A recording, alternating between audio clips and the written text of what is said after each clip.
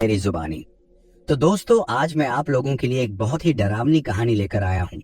ये कहानी है, रात का वक्त था और राजेश यादव, एक ट्रक ड्राइवर, एक सुनसान हाईवे पर सफर कर रहा था।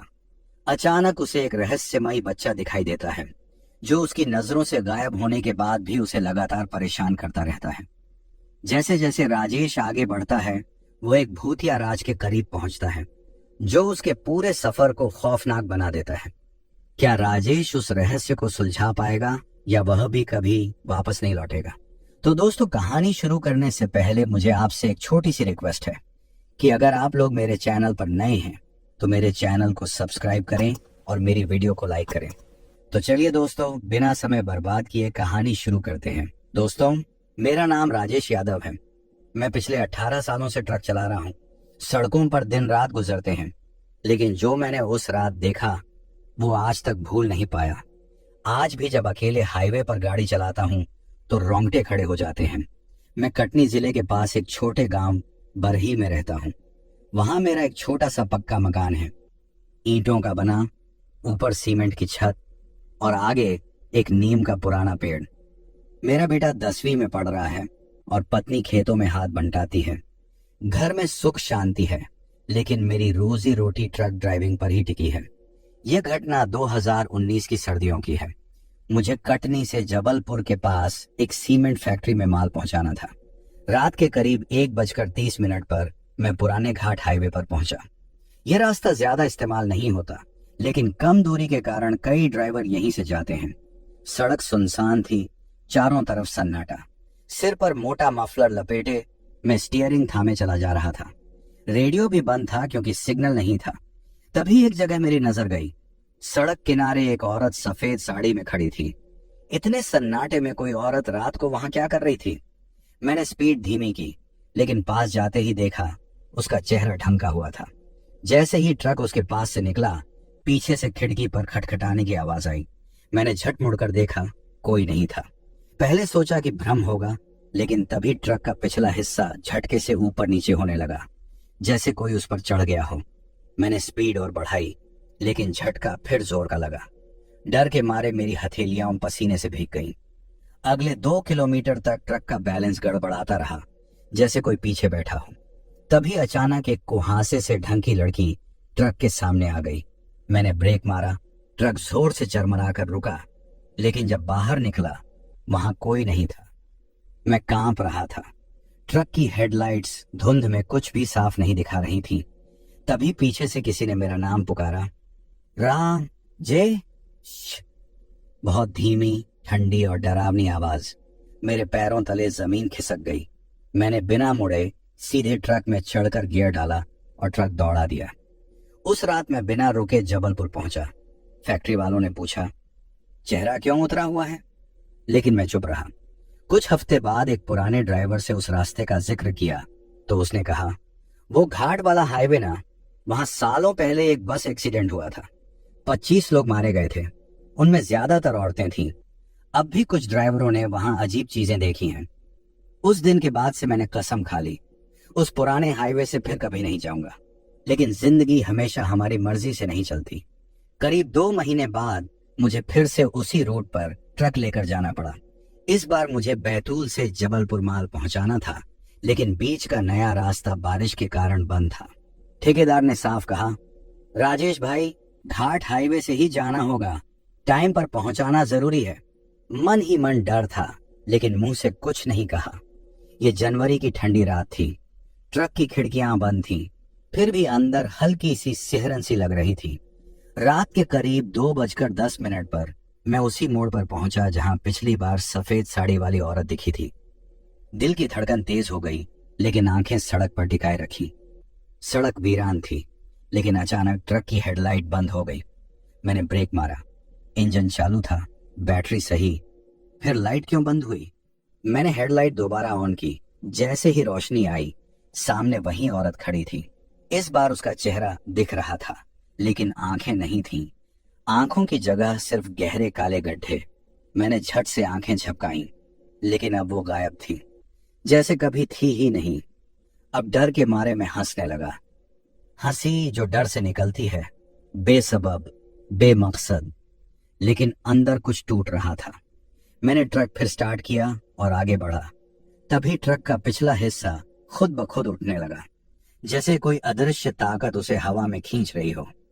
स्टीयरिंग मेरे हाथ से खींचने लगा, जैसे कोई पीछे से खींच रहा हो। तभी एक और बात हुई। ट्रक का रेडियो अपने आप चालू हो गया, लेकिन उसमें म्यूजिक नहीं बज रहा था। उसमें किसी औरत के रोने की आवाज आ रही थी। धीरे धीरे ये आवाज चीख में बदलने लगी। तू क्यों लौटा है? तू क्यों लौटा है? मैंने रेडियो निकाल कर नीचे फेंक दिया, लेकिन आवाज बंद नहीं हुई। वो अब ट्रक के अंदर गूंज रही थी, जैसे ट्रक ही अब जिंदा हो गया हो। अचानक ट्रक बंद हो गया। मैंने दरवाजा खोला, उतरने ही वाला था कि सामने की सीट पर कुछ पड़ा देखा। एक पुराना गंदा झोला जो मेरा नहीं था। मैंने हाथ बढ़ाया, जैसे ही उसे छुआ, झोले के अंदर से ठंडी हवा का एक झोंका निकला, इतना ठंडा कि मेरी उंगलियां नीली पड़ गई। झोले में झांक कर देखा, उसमें एक टूटी हुई गुड़िया थी, जिसके सिर के आधे हिस्से पर खून जैसा सूखा निशान था। मैंने डरते हुए झोला फेंका, लेकिन वो वापस सीट पर आ गिरा, जैसे कोई उसे वहीं रखना चाहता हो। अब मुझे लगने लगा था ये हाईवे मुझे छोड़ने वाला नहीं। मैंने ट्रक दोबारा चालू किया और तेजी से निकलने लगा। तभी देखा, सड़क के दोनों ओर लोग खड़े हैं। सबके चेहरे सड़े हुए, आंखें सफेद और होंठ फटे हुए। सब मुझे घूर रहे थे। कोई हिला नहीं, कोई बोला नहीं, लेकिन जैसे वो मेरी आत्मा को चूस रहे हों अपनी नजरों से। मुझे सांस लेने में तकलीफ होने लगी, सीने में बोझ सा लग रहा था और आंखें जलने लगी। मैंने खिड़की खोली, बाहर झांका और देखा कि एक बच्चा ट्रक के बोनट पर बैठा है। वो मुस्कुरा रहा था, लेकिन उसके दांत इंसानों जैसे नहीं थे, नुकीले, लंबे और काले। उसके बाद क्या हुआ मुझे याद नहीं। जब होश आया तो मैं एक ढाबे पर पड़ा था। ट्रक पास में खड़ा था और आसपास कुछ लोग थे। किसी ने कहा, भाई तुझे रात 4 बजे ट्रक से बेहोश हालत में उतार कर किसी ने यहाँ रखा। तेरा इंजन बंद था, लेकिन गाड़ी के अंदर कोंच पर किसी ने खून से लिखा था, ये आखिरी बार है। ट्रक की डिलीवरी किसी और ड्राइवर से करवाई गई। कई हफ्तों तक मैं घर पर ही रहा। भोपाल की एक तंग गली में मेरा छोटा सा घर है। एक कमरा, एक रसोई और छोटी सी बालकनी। माँ बाप के गुजरने के बाद यही मेरी दुनिया बन गई थी। मैं अकेला ही रहता हूँ और ट्रक मेरा साथी है, लेकिन अब उस साथी से भी डर लगने लगा था। रातों को नींद नहीं आती थी, एक ही सपना आता, ट्रक के बोनट पर बैठा वो बच्चा, जिसके नुकीले दांत अब धीरे धीरे मुस्कुराहट में बदल रहे थे। फिर एक रात मेरे मोबाइल पर कॉल आया कंपनी से। राजेश भाई, इमरजेंसी है, रायपुर से जबलपुर माल अर्जेंटली पहुंचाना है और कोई ड्राइवर अवेलेबल नहीं। मैंने साफ मना किया, लेकिन दूसरी ओर से आवाज आई, भाई डर के साथ कब तक भागोगे? वो रास्ता नहीं है, न घाट हाईवे न पुराना मोड़। ये अलग रूट है, साफ सुथरा रास्ता, बस 8 घंटे का सफर। मैंने भारी मन से हाँ कर दी। शाम को 6 बजे निकला। ट्रक नया था, वो वाला नहीं जिसमें झोला मिला था। फिर भी अजीब सी बेचैनी थी। मैंने जीपीएस लगाया और रास्ता फॉलो करने लगा। पहले कुछ घंटे सब सही था, लेकिन रात के 1:15 पर अचानक जीपीएस ने नया रूट दिखाया। एक छोटा सा घुमावदार रास्ता जो जंगल से होकर जाता था। स्क्रीन पर लिखा आया, this is the fastest route. मैंने सोचा, चलो जल्दी पहुंच जाएंगे। लेकिन जैसे ही मैं उस सड़क पर चढ़ा, ट्रक के पीछे कुछ गिरा।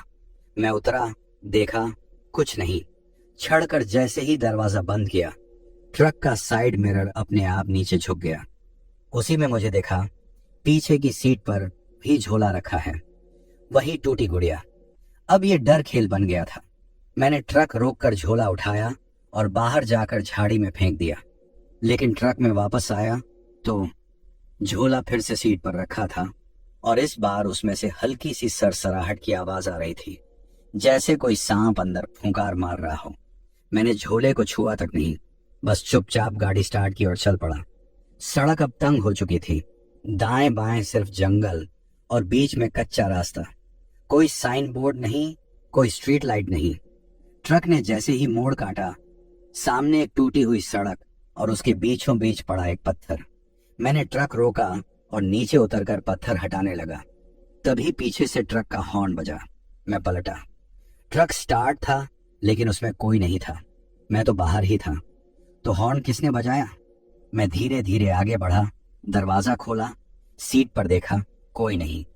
लेकिन सामने वाले कांच पर अब कुछ लिखा हुआ था, उंगलियों से खुरचा गया था। अब तुझे जाना ही होगा। मैं चुपचाप ट्रक में बैठ गया। रास्ता लंबा था लेकिन अब मंजिल की चिंता नहीं थी। अब सवाल यह था कि मैं जिंदा पहुंचूंगा या नहीं। हर कुछ मीटर पर मुझे काले कपड़े में लिपटे लोग खड़े दिखाई दे रहे थे। उनकी आंखें लाल थीं और वो ट्रक की ओर देखने लगते थे। किसी ने हाथ नहीं हिलाया, किसी ने रुकने को नहीं कहा, लेकिन जैसे ही ट्रक पास से गुजरता उनके चेहरे मुड़ जाते, जैसे गर्दन की हड्डियां ही नहीं थी। और अब आखिरी झटका, जब मैं एक पुल पार कर रहा था, ट्रक के दोनों साइड मिरर एक साथ टूट गए। गड़गड़ की आवाज के साथ शीशे चकनाचूर हो गए। मैंने ट्रक रोका।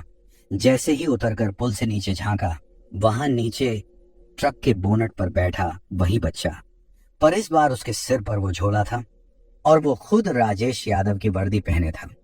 वो बच्चा, वो झोला, वो रास्ते में खड़े लोग, ये सब अगर मेरी जिंदगी तबाह करने पर तुले हैं तो मुझे भी जवाब देना होगा।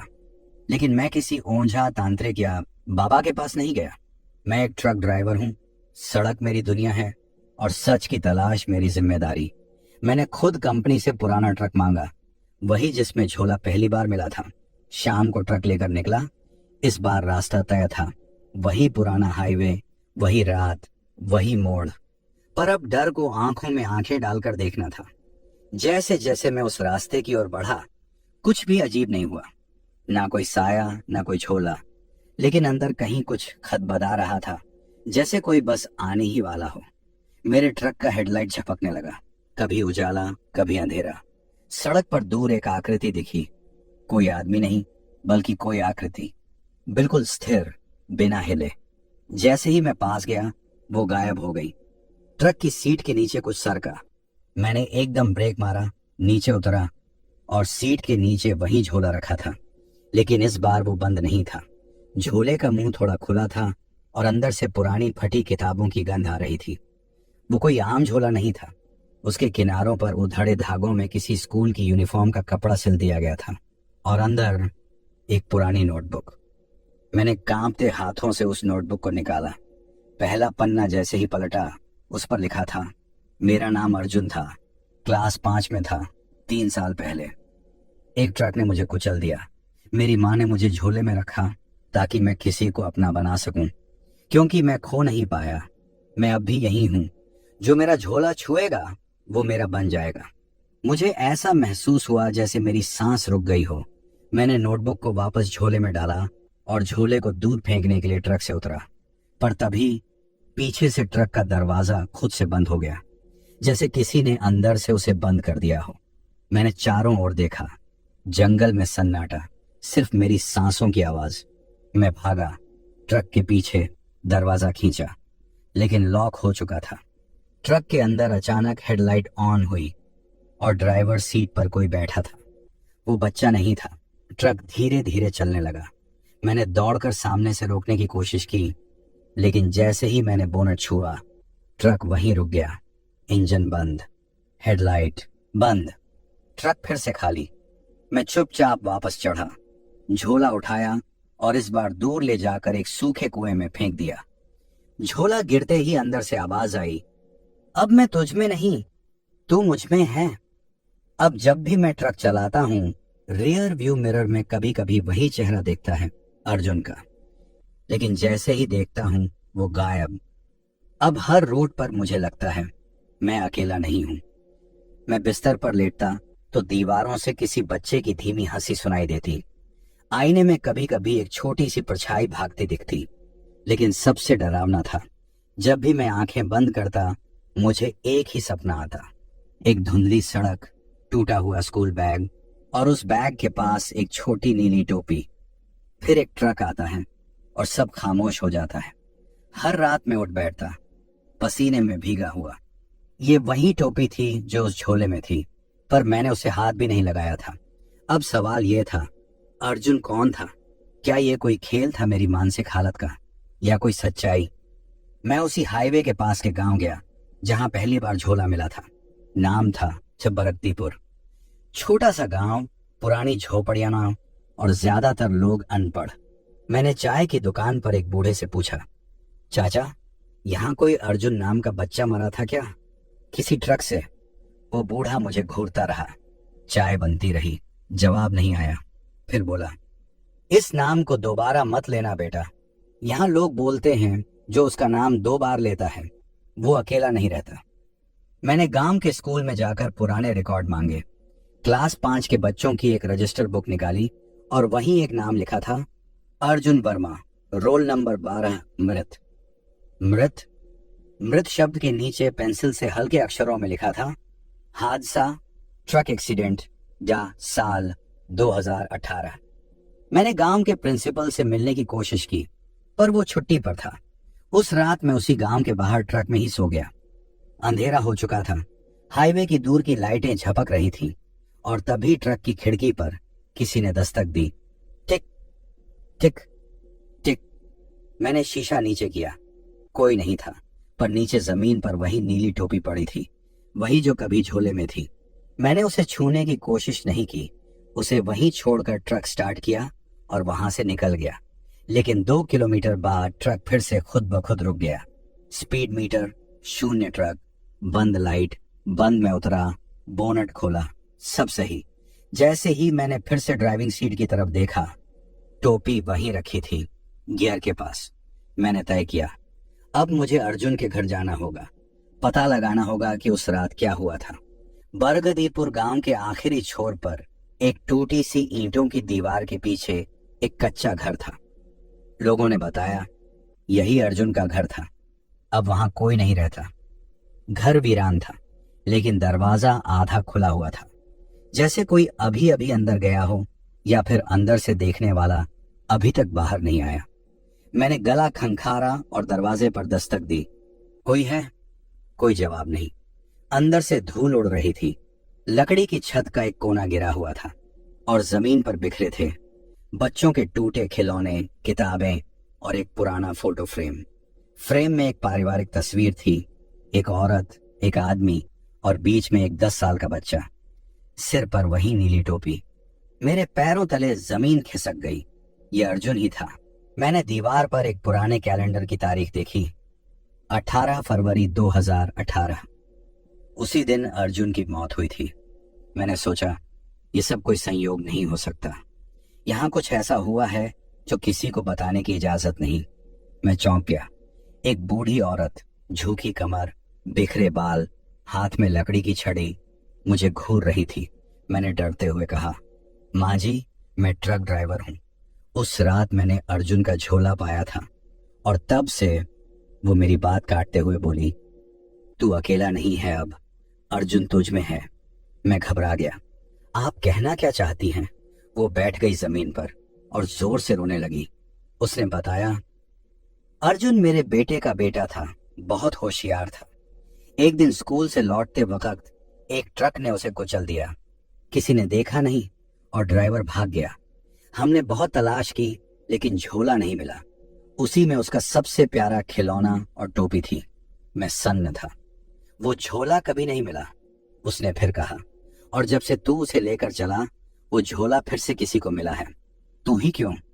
मैंने झोले का जिक्र नहीं किया क्योंकि मैं जानता था अब वो झोला मेरे पास नहीं है, वो कुएं में था। पर मैं ये भी जानता था जो कुछ भी था वो अब मुझसे जुड़ गया है। उसने धीरे से सिर हिलाया। नहीं, मैं उसकी दादी हूं। तो उसकी माँ कहाँ है? उसका चेहरा पत्थर हो गया। उसने उसी दिन जहर खा लिया था, गांव के बाहर एक सुनसान जगह पर। नींद नहीं आई। चारों तरफ सिर्फ झींगुरों की आवाज और ट्रक के शीशे पर फिर वही दस्तक, टिक टिक टिक। लेकिन इस बार शीशे के पीछे कुछ दिखा, एक कागज का टुकड़ा जिस पर अर्जुन की हैंडराइटिंग में लिखा था। अब भी नहीं समझा? मैं अर्जुन को नहीं जानता था, पर अब वो मेरी जिंदगी का हिस्सा बन चुका है, मेरे सपनों का हिस्सा, मेरे सफर का हिस्सा और शायद मेरे अतीत का भी। उस रात मैं ट्रक की ड्राइविंग सीट पर ही झपक गया था। बूढ़ी दादी की बातों ने दिमाग को झकझोर दिया था। नींद जैसे खुद चलकर आंखों में उतर आई थी। लेकिन जो देखा वो सपना नहीं था, वो एक दरवाजा था अतीत का। अंधेरा है, लेकिन सामने एक ट्रक बड़ी तेजी से आ रहा है। एक बच्चा दौड़ता हुआ सड़क पार कर रहा है, नीली टोपी पहने। ट्रक रुक नहीं पा रहा, ब्रेक चिल्ला रहा है। और तभी धड़ाम, मैं चीखते हुए उठ गया, पसीने पसीने। ये सवाल जैसे खोपड़ी के भीतर हथौड़े की तरह बजा। क्या उस हादसे का कोई रिश्ता मुझसे है? मैंने अपने ट्रक का रजिस्ट्रेशन नंबर देखा और फिर सिर पकड़ लिया। MP 07G4236। अब से 2 साल पहले मेरी ट्रक कंपनी ने एक एक्सीडेंट क्लेम का जिक्र किया था। इसी नंबर से जुड़ा एक केस जो बंद कर दिया गया था सबूत के अभाव में। बरगदीपुर गांव से लगभग 12 किलोमीटर दूर वो मोड़ था, जहां अब एक टूटी हुई सड़क, सूखा पेड़ और एक बिजली का झुका खंभा ही बचा था। मैं ट्रक लेकर वहीं पहुंचा। रात के 2 बज रहे थे। ट्रक रुका, इंजन बंद किया और वहीं खड़ा रहा, बिल्कुल अपने आप, कोई ना पास ना छूने वाला। लाइट की रोशनी ठीक उस जगह पड़ी जहां कुछ पड़ा था। एक पुरानी नीली प्लास्टिक की बोतल जो बच्चों के लंच बॉक्स के साथ आती है। मैंने उसे उठाया और उसके पीछे लिखा था अर्जुन, कक्षा 5। मेरे पैरों के नीचे जमीन डोल गई। उसमें लिखा था, राजेश अंकल, क्या आप मुझे घर छोड़ देंगे? पापा नहीं आए। मेरे हाथ कांप उठे। ये अर्जुन की लिखावट थी, बिल्कुल वैसी जैसी झोले में मिले नोट पर थी। मैं तो बस एक ड्राइवर हूं, ना किसी से रंजिश, ना किसी बच्चे को नुकसान पहुंचाया। तो फिर अर्जुन मुझसे क्यों कुछ कहलवाना चाहता है? तभी ट्रक का रेडियो अपने आप ऑन हो गया। कोई स्टेशन नहीं था, बस खरखराहट थी। और फिर एक धीमी सी आवाज, उसे घर छोड़ दो।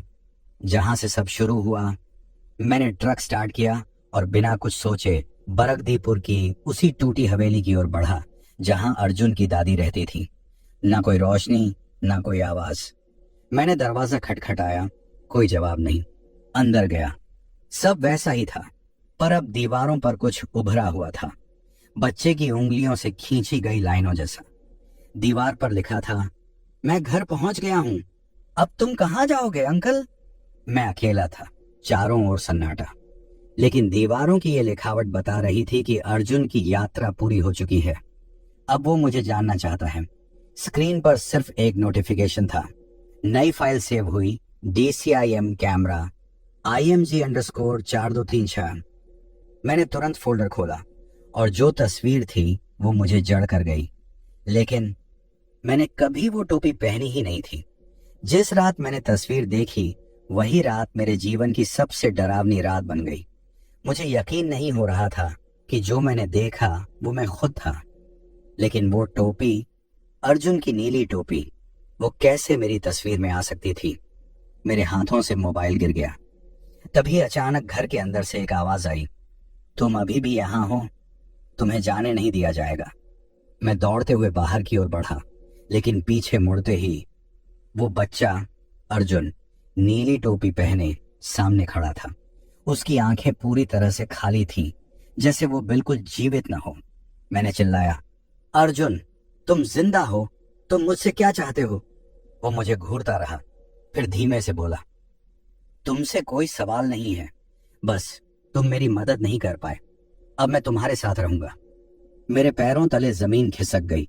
मैं पूरी तरह से डर चुका था, लेकिन अचानक एक हल्का सा झटका लगा और मेरी आंखों में अंधेरा छा गया। कुछ पल के लिए मुझे कुछ नहीं दिखा। जब मेरी आंखें खुली तो मैं फिर से ट्रक में था। सड़क पर वो मोड़ आ चुका था, वहीं जहां अर्जुन की मौत हुई थी। लेकिन अब वह मोड़ बदल चुका था। सब कुछ भटकाव सा महसूस हो रहा था। और फिर ट्रक की लाइट अपने आप जलने लगी। मैंने गहरी सांस ली और गाड़ी को मोड़ते हुए एक बार फिर उस रास्ते की ओर बढ़ा दिया। तब अचानक ट्रक के अंदर वही बोतल फिर से दिखी। अर्जुन का नाम उस पर था और एक नया नोट भी था। नोट पर सिर्फ 3 शब्द थे, घर पहुंच गया। अर्जुन का सफर खत्म हो चुका था। उसका खून और वो दर्द अब उसकी आत्मा से जुड़ चुका था। वो खुद उस रहस्य का हिस्सा बन गया था और अब उसका उद्देश्य मुझे उस रास्ते पर डालना था जहां उसे न्याय नहीं मिला था। उसके बाद कुछ भी नहीं हुआ, सिर्फ वो मोड़ था जहां सब कुछ खत्म हो चुका था। अर्जुन अब मेरी आंखों में नहीं था। मेरे सामने की सड़क पूरी तरह से खाली हो चुकी थी। मैंने अपनी आंखें बंद की और लंबी सांस ली। कुछ वक्त के लिए मैं खुद को भूल गया। फिर एक हल्की सी मुस्कान मेरे चेहरे पर आई। घर पहुंच गया। राजेश यादव का नाम अब ट्रक ड्राइवरों की दुनिया में एक और डरावनी कहानी बन चुका था।